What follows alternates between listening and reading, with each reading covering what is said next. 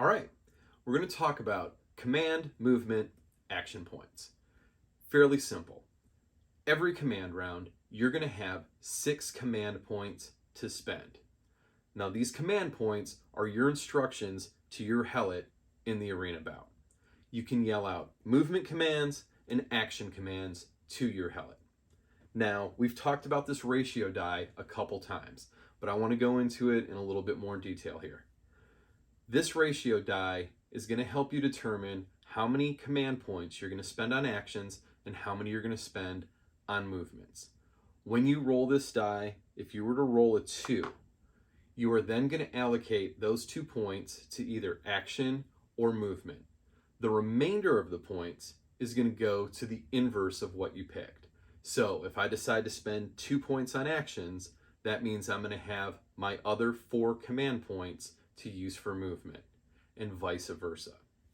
We've talked about the deception cards a couple times. So if someone plays a deception card, they get to decide how those points are going to be allocated.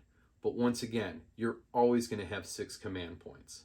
So what's the difference between a movement point and an action point? Movement points are used for moving your helot around the board. Moving them forward, backward, rotating them, strafing them left or right. Some real advanced movement commands like standing up, but we'll get into that a little bit later. Your action points are going to be used to tell your helot to do things like attack or grapple, or maybe do a wild attack or a focused attack. Again, we're going to get into what all those things mean in the next video. But for right now, all you need to know is that you have 6 command points.